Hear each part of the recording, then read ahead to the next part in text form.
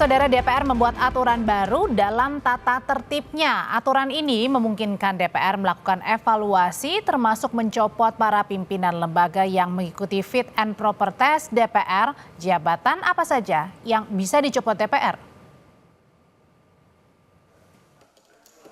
Dewan Perwakilan Rakyat membuat aturan baru dalam revisi tata tertib DPR nomor 1 tahun 2020. Dalam aturan baru itu, DPR mempunyai kewenangan untuk mengevaluasi pejabat yang penetapannya melalui rapat paripurna DPR atau mengikuti uji kelayakan dan kepatutan di DPR. Ketua Badan Legislasi DPR Bob Hasan menyebut berdasarkan tatib baru, salah satu rekomendasi yang dapat dilakukan DPR ialah dengan melakukan pemberhentian pejabat yang dianggap bertentangan dengan aturan. Sudah menjadi peraturan. Peraturan baru gitu kan? Peraturan revisi peraturan 228A diselipkan pasal bahwa DPR memiliki kewenangan untuk melakukan evaluasi terhadap jabatan calon-calon yang sebelumnya dilakukan fit and proper test melalui DPR. Evaluasi secara berkala terkait dengan adanya sebelumnya mungkin adanya kinerja yang tidak sesuai dengan sebagaimana hasil fit and proper test sebelumnya. Dimungkinkan seperti itu tingkatan atau tahapan evaluasinya seperti itu. Dalam revisi tata tertib, DPR menyelipkan ketentuan baru di pasal 228A.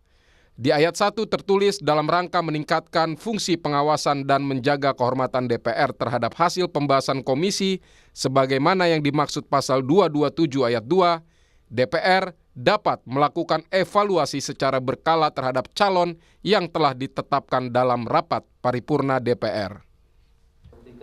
Dengan disahkannya revisi tata tertib DPR, maka kini semua pejabat yang dipilih DPR melalui uji kelayakan dan kepatutan, serta ditetapkan dalam rapat paripurna DPR bisa dievaluasi oleh DPR, termasuk pimpinan KPK, KPU, Bawaslu, Hakim Mahkamah Konstitusi, dan Hakim Agung. Wakil Ketua DPR Sufmi Dasko Ahmad menyebut tatib baru DPR yang dapat mengevaluasi pimpinan lembaga yang ditetapkan rapat paripurna DPR merupakan penegasan fungsi pengawasan. Dia mencontohkan seandainya pimpinan lembaga sakit-sakitan, maka DPR bisa melakukan evaluasi soal kinerjanya. Ya, saya pikir kan itu cuma penegasan saja dari fungsi pengawasan yang selama ini sudah ada. Bahwa pengawasan yang dilakukan oleh DPR terhadap mitra-mitranya itu juga sudah berjalan.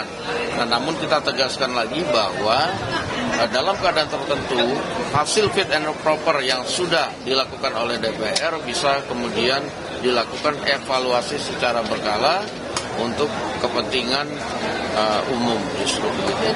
Yang kita lihat misalnya ada satu lembaga yang pensiun misalnya umurnya sampai 70 tahun. Nah, dan dia di situ sudah menjabat selama 25 tahun. Dan sekarang kondisinya misalnya sakit-sakitan. Nah, ini kan kemudian kita harus lakukan fit and proper apakah yang bersangkutan itu masih dapat menjalankan tugasnya dengan baik. Nah, kalau tidak kan kita harus kemudian lakukan mekanisme agar yang bersangkutan dapat digantikan oleh yang lebih layak. Aturan baru tata tertib DPR itu dikritik Ketua Majelis Kehormatan Mahkamah Konstitusi I. Dewa Gede Palguna. Dia menyebut tidak perlu Ketua MK-MK yang jawab, cukup mahasiswa hukum semester 3. Dari mana ilmunya ada tatib bisa mengikat keluar? Masa DPR tak mengerti teori kewenangan? Masa DPR tak mengerti teori pemisahan kekuasaan dan check and balances? Kata I. Gede Palguna seperti kami kutip dari kompas.com hari ini.